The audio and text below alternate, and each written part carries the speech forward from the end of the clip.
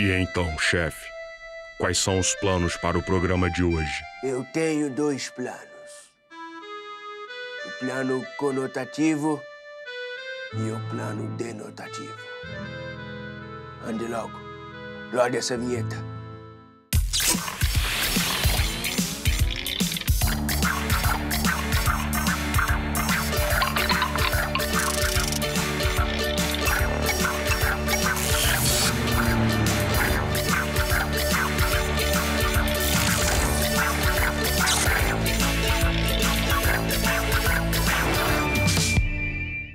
Estamos no ar! Você sabe que a prova de linguagens do Enem mistura literatura, teatro, dança, música. Por isso, hoje, a gente conversa com um expert no assunto. Ele é professor da Faculdade de Letras da PUC-Rio e especialista na relação entre literatura e música popular brasileira. Júlio Diniz, daqui a pouquinho. Antes, a gente troca uma ideia sobre o Enem com a professora Gláucia Seco. Seja bem-vinda. Olá. Tudo bem, professora? Tudo bem? A prova de linguagens traz gêneros textuais cada vez mais variados. Mas um clássico é a poesia, que nem é o forte de muita gente, né? Não é o forte, efetivamente, porque confundem muito essa ideia de que a poesia nasce do nada, de uma inspiração divina e que ela ou é muito ampla, porque ela demanda qualquer interpretação, ou ela é muito hermética e as pessoas simplesmente não compreendem, né? A produção poética dos textos. Pois é, muitos poetas dizem que a poesia não é para se entender, é para se sentir, mas o Enem cobra a interpretação do texto, e aí?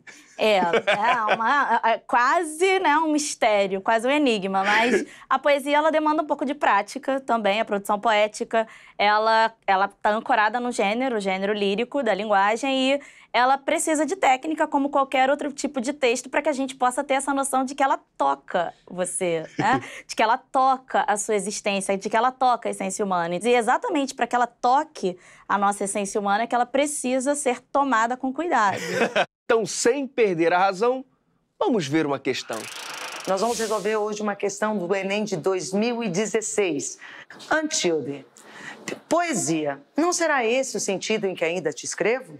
Flor, te escrevo. Flor, não uma flor, nem aquela flor virtude em disfarçados urinóis. Flor é a palavra. Flor, verso escrito no verso, como as manhãs no tempo. Flor é o salto, da ave para o voo, o salto fora do sono, quando o seu tecido se rompe. É uma explosão, posta a funcionar como uma máquina, uma jarra de flores. João Cabral de Melo Neto é da 3ª geração modernista, a geração de 45. E aqui existem alguns elementos bastante importantes para que nós possamos analisar as proposições que vêm a seguir. Neste primeiro momento aqui, poesia, não será esse o sentido em que ainda te escrevo? Vejam que aqui nós temos a metalinguagem. A metalinguagem é quando nós usamos o código para explicar o próprio código. Outra questão bastante importante é que aqui nós temos o pronome te, um pronome oblíquo de segunda pessoa. Quando é que nós usamos esse pronome? Quando nós estamos falando diretamente com o nosso interlocutor. Então, neste caso aqui, o interlocutor do poeta, do eu lírico aqui, é a própria poesia. Vejam, poesia, vírgula, isso aqui é um vocativo. Não será esse o sentido em que ainda te escrevo? Ele está falando diretamente com a poesia, ok? Depois nós temos aqui, flor é a palavra. Nessa situação, eu tenho o sentido denotativo. Dá a entender que o poeta vai ficar nessa questão do sentido denotativo, porém, há uma quebra em relação a isso quando nós temos aqui, flor é o salto da ave para o voo. Então, nós temos aqui uma liberdade poética e nós temos aqui o poeta explorando o sentido conotativo da linguagem, ok? A poesia é marcada pela recriação do objeto por meio da linguagem, sem necessariamente explicá-lo. Nesse fragmento de João Cabral de Melo Neto, poeta da geração de 1945, o sujeito lírico propõe a recriação poética de... Bom, nós percebemos aqui a partir da leitura do texto, da análise que nós já fizemos, que qual é esse objeto que está sendo recriado? Nós temos aqui nesse texto, nessas proposições, uma palavra a partir de imagens com as quais ela pode ser comparada a fim de assumir novos significados. Um urinol, uma referência a artes visuais ligadas às vanguardas do início do século XX.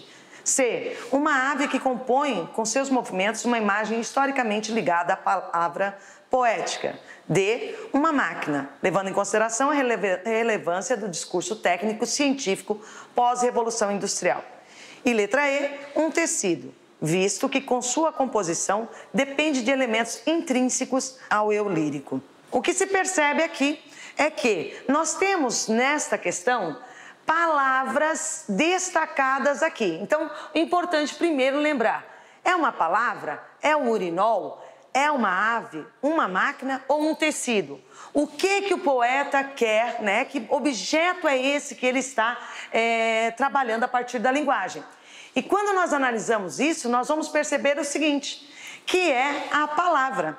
Então, ele está lá falando da própria poesia. Nós temos a palavra flor, que ela é recriada. Vejam, lembrem-se lá que antes ela tinha um sentido denotativo e que depois o poeta buscou trabalhar com a questão do sentido conotativo, que é o sentido figurado, mostrando a liberdade de criação que o poeta quis expressar em sua obra.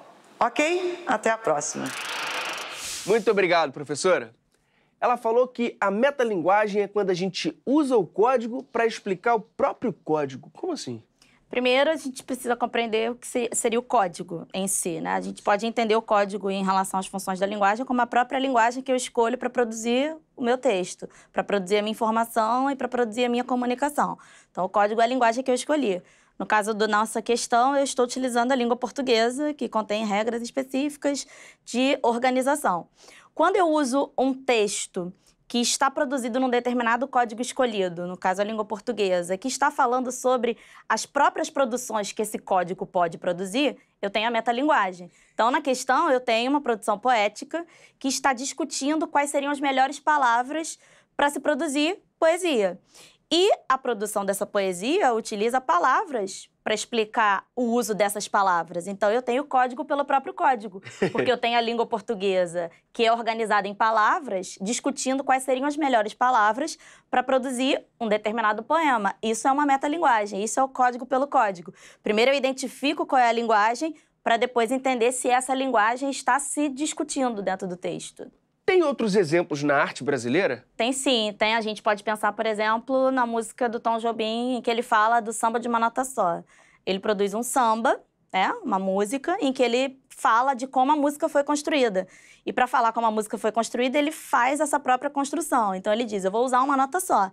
E aí dentro da música ele pensa, eis aqui este sambinha feito de uma nota só. Então, este samba que eu estou cantando é o exemplo da minha própria construção. É o exemplo do que eu quero explicar.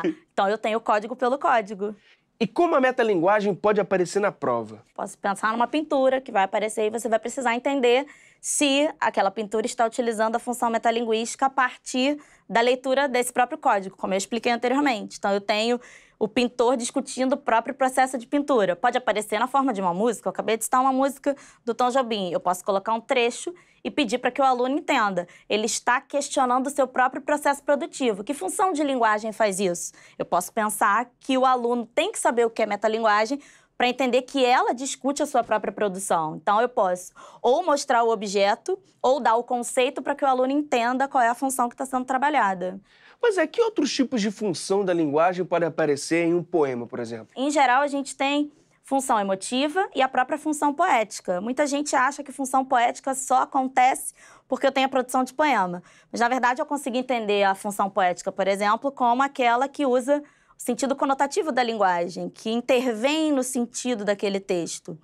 A produção poética, ela faz bastante isso, os poemas fazem bastante isso, tanto que você questionou no início por que é tão difícil interpretar a poesia, justamente porque ela tem uma grande carga de linguagem conotativa.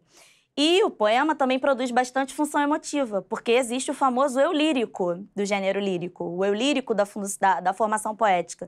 Esse eu lírico, ele discute um eu dentro do texto, que vai trabalhar com as suas emoções, com a sua subjetividade. Então, eu posso produzir um poema falando de um eu, falando dos meus sentimentos, das minhas emoções, do meu sofrimento. E aí eu tenho a propagação da função emotiva da linguagem. E a própria metalinguagem que a gente viu na produção aí do nosso texto. Hoje a gente revisa a questão 121 da primeira aplicação do Enem 2016, Caderno Azul. Ela traz um poema de João Cabral de Melo Neto.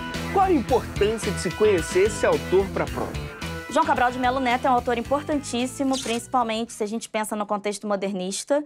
Ele foi da terceira geração, ou dependendo da abordagem que nós temos, a pós-modernismo, né, a geração de 45. E o João Cabral de Melo Neto, ele de alguma forma revolucionou a linguagem estética da produção poética, porque ele começou a questionar a ideia de que eu preciso de um lirismo comedido para produzir o meu texto, ou de que eu preciso de uma inspiração, de estar muito emocionado para produzir o meu texto. Ele foi um dos principais defensores de que para produzir poema eu preciso de bastante trabalho, de bastante labuta. Então, é muito comum nós nos depararmos com o texto do João Cabral de Melo Neto e entendermos um texto de caráter um pouco mais objetivo, mais duro, um pouco mais complexo. O João Cabral é conhecido por evitar utilizar, por exemplo, a palavra amor nos seus poemas, né? Justamente para negar esse lirismo que se confunde com a inspiração poética. Mudando de assunto, peronomútil, qual a diferença entre plano conotativo e denotativo? Os dois planos estão relacionados à interpretação que eu dou ao texto. No plano denotativo, a gente entende que eu vou ler o texto a partir de um olhar objetivo. Então, aquele texto vai demandar de mim um limite interpretativo bastante delimitado. Então, eu tenho uma possibilidade de interpretação naquele texto. Eu tenho texto que pensa muito mais em transmitir informações, eu tenho texto que tem o objetivo de ensinar alguma coisa, de apresentar dados estatísticos concretos. Mas quando eu penso numa linguagem conotativa, eu estou pensando em todas as possibilidades significativas que uma palavra, uma expressão, uma frase ou um texto podem dar ao leitor. Esse tipo de texto que utiliza uma linguagem conotativa, ele demanda de nós um pouco mais de atenção e um pouco mais de conhecimento de mundo. Porque eu posso usar uma palavra que dentro de um determinado contexto tem um significado específico, mas fora dele ela tem outros significados, porque a palavra é plurissignificativa. E quem dá a possibilidade dessa plurissignificação é a linguagem conotativa. Ainda pensando em interpretação de texto, temos 3 elementos que são muito importantes: objeto direto, objeto indireto e preposições. E aí? A gente estuda objeto direto, objeto indireto e as preposições praticamente juntos, porque uma das possibilidades de diferenciar o objeto direto do indireto é o fato de o objeto direto não vir acompanhado de preposição e o objeto indireto vir acompanhado de preposição. E aí, o que é a preposição? A preposição é um dos conectivos possíveis da língua portuguesa que pega um elemento sintagmático e liga a outro. Pega uma palavra e liga a outra. A preposição também pode ter uma característica de trazer valor significativo para dentro da minha frase, porque ela, unindo uma palavra a outra, ela pode dar um novo sentido a isso. E aí, se eu penso no objeto direto, ele vai ser normalmente um nome, um substantivo, que vai se ligar a um verbo, porque o verbo pede uma complementação para ter o seu significado produzido. Então, numa frase, comprei um livro. O verbo é comprar. Eu sempre compro algo, eu sempre compro alguma coisa. Então, se eu comprei um livro, eu tenho a palavra livro como elemento central. Um é um artigo que está acompanhando, eu não tenho preposição aí. Então, se eu não tenho preposição e esse elemento completa o verbo, eu tenho um objeto direto. Mas eu posso continuar a minha frase. Comprei o livro para você. Eu posso comprar alguma coisa para alguém, para oferecer a alguém. Esse para, ele gramaticalmente é uma preposição. E o você também está completando o verbo. Então, eu comprei alguma coisa, que é o livro, objeto direto, e o outro que também completa o verbo vem acompanhado de preposição. Ele seria o objeto indireto. O para está aí para fazer essa conexão. Professora, só para encerrar o nosso papo, Sim. aquelas perguntinhas que não podem ficar de fora. Claro. Quando a gente aprende tudo isso? Desde o primeiro ano até o terceiro ano, numa ordem em geral, numa ordem cronológica histórica, a gente aprende todos os movimentos. Mas a primeira parte da nossa aula, funções da linguagem, os estudantes aprendem normalmente no primeiro ano do ensino médio, porque é o momento em que eles começam a entrar em contato com essa mudança do padrão de linguagem. Entender o que é linguagem conotativa, entender o que é linguagem denotativa, entender as funções de linguagem. Isso começa no primeiro ano. E aí os movimentos literários, a partir do final do primeiro ano e depois ao longo do segundo e do terceiro anos. E para quem quer mandar super bem na prova, professora, qual é o conselho? Eu gosto de um canal, particularmente do YouTube, que se chama Vá Ler um Livro, né? Ele apresenta os livros, apresenta os movimentos literários de maneira bem interativa, são 2 professores, é bem interessante. E tem um livro, né? Um livro bem tradicional, que é a História Concisa da Literatura Brasileira, que é do Alfredo Bozzi, em que ele consegue dar um panorama mais geral de todos esses movimentos a partir dos autores. Professora, muito obrigado mais uma vez. Volte De sempre, nada, viu? pode deixar. Só Nosso convidado é professor do curso de Letras da PUC-Rio, estudioso da relação entre literatura brasileira e MPB e, inclusive, participou da produção de um documentário sobre esse assunto. Seja bem-vindo, Júlio Diniz. Por gentileza. Tá bom, querido? Seja bem-vindo. Obrigado. Júlio, você foi pesquisador no documentário Palavra Encantada. Como foi esse trabalho? Bom, isso aí foi um convite de 3 amigos muito queridos. A Helena Solberg, que é a diretora do documentário, o David Maia, que é o produtor, e o Márcio Debelian, que produziu, na verdade, tudo junto com os outros 2. É um trio maravilhoso. E aí nós ficamos 1 ano quase pesquisando, e aí partimos para as entrevistas e o filme é bárbaro. E ele tem uma versão da escola, dividida em partes, tá?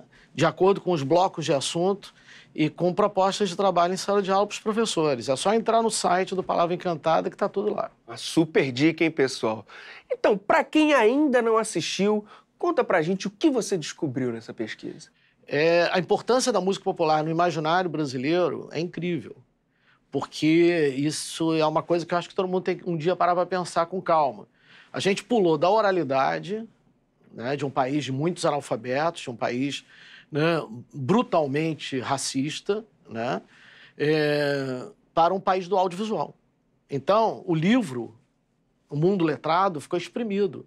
Então, o Brasil é um país em que toda a tradição livresca ficou muito diluída. Daí a importância que a poesia tem dentro da música popular. Por isso que Chico Buarque é um grande poeta. Mas Chico não é igual a Cabral. Tá? Caetano é um grande poeta, mas Caetano não é igual a Drummond. Então, são poetas diferentes. Um está no papel e o outro, sem a música, é difícil. A letra de música só existe, ela só é plena quando ela é cantada. E a poesia não, ela pode ser lida ou falada. Então, a música brasileira sempre foi influenciada pela literatura? Foi e não foi influenciada pela literatura. Ela foi influenciada por um imaginário que vem da África para cá. Ela foi influenciada, né, pelas comunidades que não tinham acesso ao livro, mas que tinham uma força telúrica e uma força histórica, uma força cultural enorme. A Clementina de Jesus, por exemplo, que é a bênção que ela é, que é uma força enorme, era alguém quase semi-analfabeto. Vários dos compositores só tinham o que a gente chamava antigamente de primário. Só que liam o quê? Liam a poesia do século XIX. Então, o que influencia a música popular brasileira? O romantismo. O que influencia a música popular brasileira? O realismo. Não é à toa que a música de hoje, o rap, toda a cultura do hip-hop, o próprio funk, e eu não tenho preconceito nenhum com esses ritmos, e acho um absurdo que alguém os tenha, achando que existe coisa maior e menor, melhor que existe ou pior. Brasil maior e Brasil menor. Esse é um problema que o brasileiro tinha que se curar de vez e não olhar preconceituosamente para as favelas, para as comunidades, como se aquilo dali fosse um ritmo bárbaro. Tá? Bárbaro é o que estão fazendo com a nossa juventude. Bárbaro é o que estão fazendo com as populações periféricas. Bárbaro é o que estão fazendo com todo mundo que não tem chance de ir para a escola, de ter acesso à cultura e de explodir. Então, a literatura tem uma importância enorme para a música, tá? Como a música tem uma importância enorme para a literatura. Opa, então conta dessa relação da música ser super importante para a literatura. Quantos poetas que se tornaram poetas do livro, quantos escritores que não foram influenciados ou picados pela música azul do Chico, do Caetano, do Gil, do Djavan, do Milton, do Edu, por aí vai. Tem um responsável por isso, tem alguém que faz uma ponte muito interessante, muito potente, entre o mundo letrado e o mundo da música. Vinícius de Moraes. Vinícius é o diplomata, Vinícius é o homem cultíssimo, foi um diplomata a vida inteira, se formou em Direito, mas o Vinícius tinha um outro pé na rua, tinha um pé no bar, tinha um pé no boteco, tinha o pé na realidade. O Vinícius consegue juntar o mundo do livro, né, o mundo da biblioteca, com o mundo da quadra da escola. O Vinícius transita pela escola formal e pela escola de samba. Tudo é aprendizado. Não existe melhor compositor ou pior compositor. E também não existe melhor escritor do que pior escritor. O que o aluno que vai fazer o Enem tem que entender? Que existe uma tradução das tradições. Trocando em miúdos. O Vinícius pegou uma tradição de Álvares de Azevedo, do Castro Alves, do Casimiro de Abreu, por exemplo, e traduziu essa tradição em outras coisas. Alguém pegou do Vinícius e traduziu. O mundo é assim. Você não pode negar o passado o tempo inteiro, tá? Mas também você não pode ficar querendo imitar o passado. O mundo é o presente. O presente é o passado que já foi. E o presente é o futuro que a gente constrói agora. De onde surgiu essa sua paixão pela literatura e pela música? É a paixão por um país que é lindo, maravilhoso, que é grande, que é belo, mas que é injusto, que é racista, que é desequilibrado, que tem uma riqueza enorme e tem uma miséria enorme. A música popular brasileira é o que existe de mais nobre, ao lado de tantas outras coisas nobres desse país. Então, o grande projeto desse país é um projeto utópico, é o projeto dos poetas. Mas eu te digo claramente, eu prefiro os sonhos, as utopias não realizadas dos artistas do que a realidade proposta pelos políticos profissionais. Então, a minha aproximação com a arte, com a literatura, com a música, com a pintura, com a escultura, é a aproximação com os pequenos gestos, com as coisas que são mínimas, com as coisas que são afetivas. Então, o garoto que está fazendo o Enem, né, ele tem que entender que não é a história da literatura que importa. Isso, às vezes, até as pessoas decoram. Tá? O que tem que entender é que o que transforma e modifica o mundo é a leitura. É a leitura de um quadro, é a leitura de um filme. Viva Paulo Freire! Tá? A leitura do mundo antecede a leitura do texto. Tá? Por isso que Clementina, semi-analfabeta, era nobre, era brilhante. Por isso que Cartora, que era limpador de carro, é um santo gênio. E algumas pessoas que têm vários diplomas, com uma formação acadêmica incrível, ou mesmo com uma colocação política e econômica incrível, enfim, ficam devendo a um Brasil real, justo, que está nas ruas, né? Que está nas matas, que está no litoral e que não está nos palácios e muito menos nos gabinetes. Você passou pelo funk, você passou pelo rap, pelo MPB, pelo modernismo, mas em 2017 a gente comemora 50 anos de Tropicália. E aí, é um movimento que influenciou muito o Brasil? A Tropicália é uma mistura, é um grande caldo cultural, é um grande caldo étnico, tá? É um grande caldo de todas as influências e tudo que nos forma. E tudo dentro de um clima de tentar entender criticamente a realidade brasileira. Não é à toa que ela dura tão pouco, né? Não é à toa que ela tem um valor comportamental muito forte, principalmente, né, daqueles que fizeram o primeiro movimento, né? Aí você pega o Torquato, o Caetano, você pega o Gil, né, o Duprá, o Tom Zé, que eu acho que é o último dos tropicalistas ainda numa tensão violenta, e você vê que essa riqueza do tropicalismo, que é a riqueza do devorar também, e que é diferente do canibal. O canibal é o mercado. O antropófago sabe que devorar o outro é guardar a energia do outro.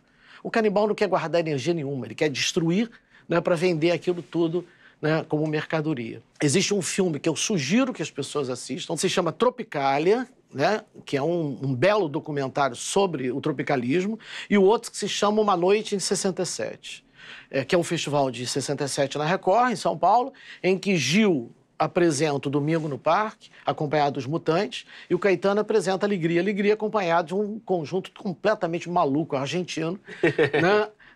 Enfim. Então, eu acho que esse é o lugar do tropicalismo, é um lugar de tentar entender o Brasil dentro do concerto das nações. Isso é uma ideia do Mário de Andrade. É entender o Brasil não isolado, não um Brasil gigante, não um Brasil nacionalista, não um Brasil que olha para o seu próprio umbigo, mas entender um Brasil, né, que é africano, um Brasil que também é europeu, um Brasil que tem um mistério do Oriente. O tropicalismo é esse lugar dentro da cultura brasileira de entender a dor e a delícia de ser brasileiro. Sem palavras. Muito obrigado mesmo. É a palavra encantada. Eu que te agradeço pela conversa. Muito obrigado mesmo. Valeu. Por tudo que você trouxe pra gente. E bom Enem pra todo mundo. Opa! Estuda. 90% de transpiração e 10% de inspiração. Já deu pra perceber que o conhecimento tá em todo lugar. Na arte, na música, na literatura e lá no nosso site também. horadoenem.mec.gov.br e até a próxima.